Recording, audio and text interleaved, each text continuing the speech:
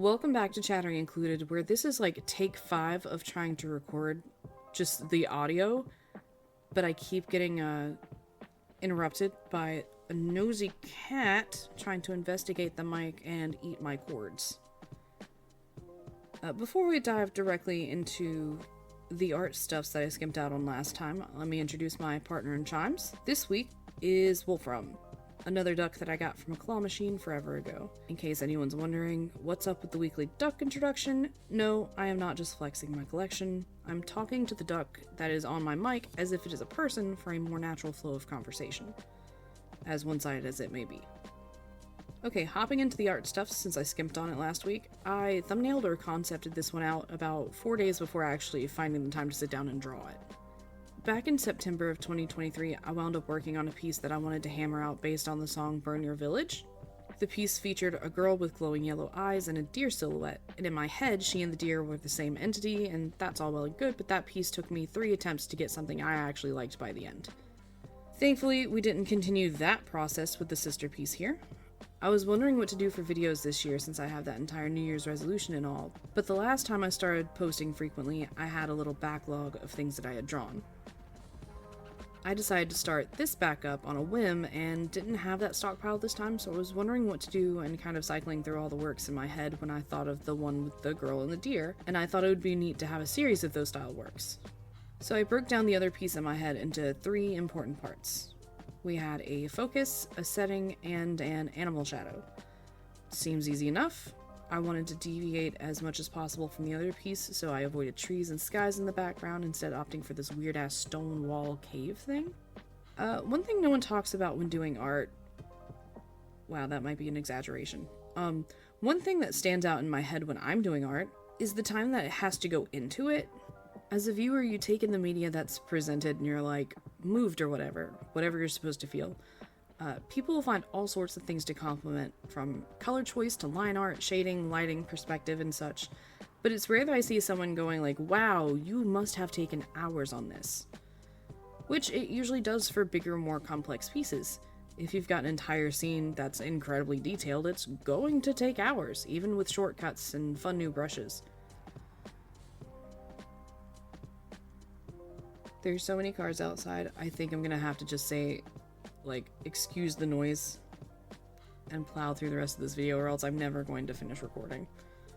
So if you hear any more cars or like loud noises zooming by, it would be because for some reason everyone decided this was the time that they needed to get out of their house and drive by mine. Anyways, if you ever commission someone to do art of a character or something like that, just remember that you're paying them to sit in a single position, only really moving their hands and arms for a couple of hours, because it is kind of strenuous on the body.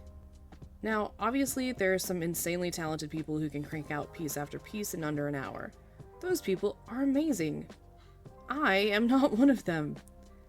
I really struggle with things like composition and background, central focus, shading. Buddy, I'm just a hobbyist. Honestly, I could probably benefit from some art classes, but all that just to say, I spent nearly 3 hours coloring some rocks. Like, I spent more time on this rocky background, which I cheated on and only did half of before copying it and flipping it for some variation, than the actual character in this piece. I think about half of this video is just me coloring some rocks with minimal reference. I will say, on the topic of cheating, I did download some pretty neat brush sets for Krita that I can't wait to incorporate into future stuff. Background brushes, neat effects, and such. I get impulsive sometimes, and instead of going out shopping, I find free downloads online to give my brain that we just purchased something kind of boost without emptying my bank account. Tips for better living, I guess.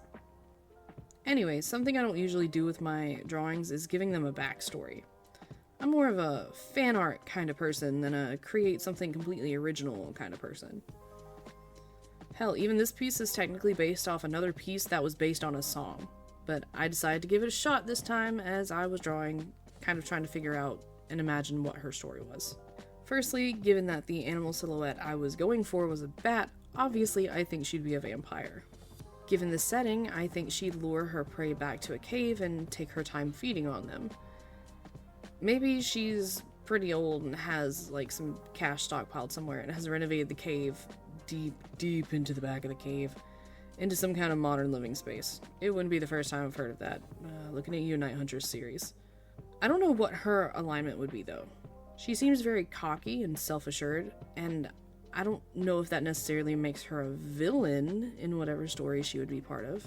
Maybe she's just out here trying to live in an ever-evolving world. Maybe she brings her occasional victim here to her cave and feeds and then sets them back loose on society. She's not bloody or anything, so I think she might be more prim and proper, not even a really messy eater. I think she's more of the elegant type.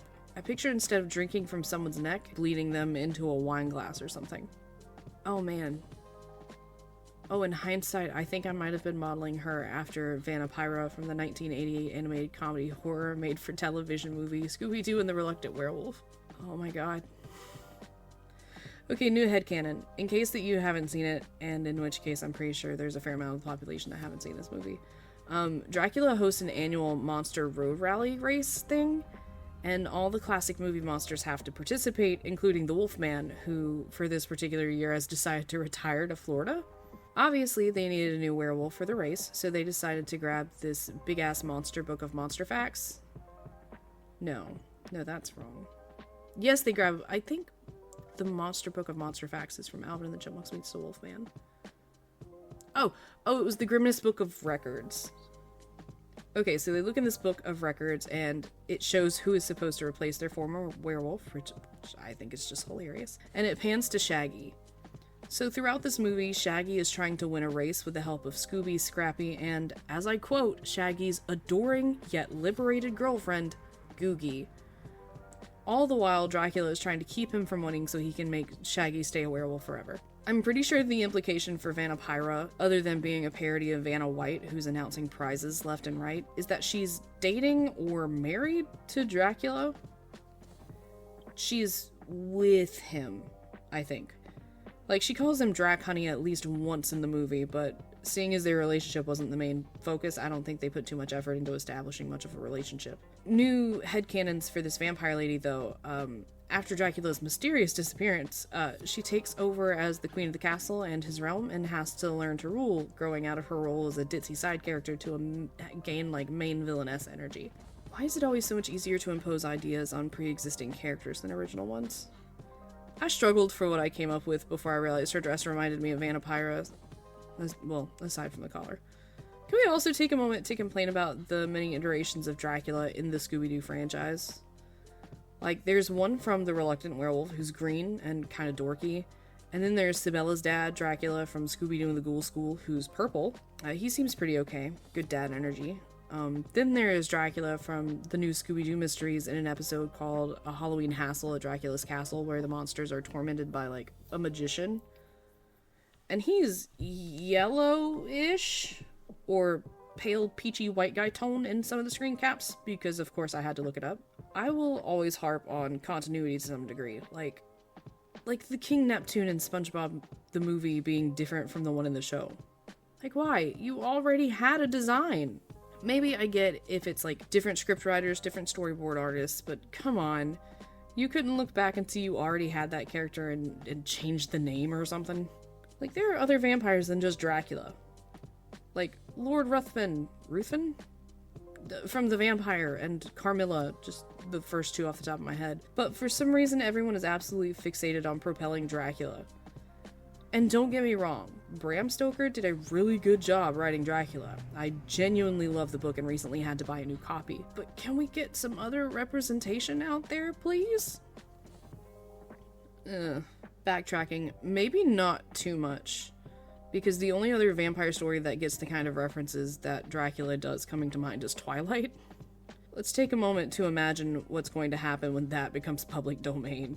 I mean, that won't happen until like 70 years after Stephenie Meyers passes away, so I'm assuming she is gonna live for another 50 years. It's like 120 years from now. I won't live to see it, but I'm imagining some like grungy horror director trying to produce a Twilight horror movie a la Winnie the Pooh, Honey and Blood? Blood and Honey? Blood and Honey. They would have to keep the cool tone blue filter, though. It's iconic. They can't just change that. Oh, you know what? Anne Rice had some vampire works, too. So in the year, like, 2091, those vampires would likely go up for public domain. Ugh, considering how she felt about fanfiction, I'm not sure she'd love to know whatever they're going to be doing with those characters and works, should they still be relevant enough to receive attention in nearly the year 3000. Okay, so that was a tangent. I'm way off topic.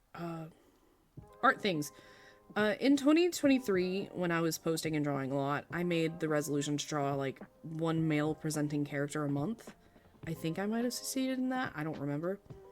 Whatever, the point is that I have this tendency to try to draw pretty girls with soft smiles or blank expressions.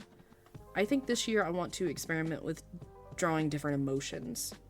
Maybe make someone do an ugly sob at some point, get some rage in there, get one of those little expression charts and just go emotion by emotion per video per video.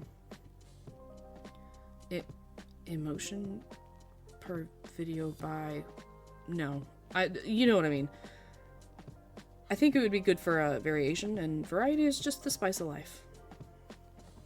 Who knows, in trying to make myself draw more and add a little variation in 2023, I think my background's improved and became more complex and thought out, for the most part. Maybe in trying to learn to draw expressions, I'll learn something else along the way. Shading or lighting or something. Either way, I think that's gonna wrap for us today. Thank you for joining me on a tangent, and be sure to check out the channel for more videos. Hoping to get some company in the near future for a video or two, so stay tuned for that. In the meantime, make good choices, remember to stay hydrated, and keep up the good work. Bye-bye!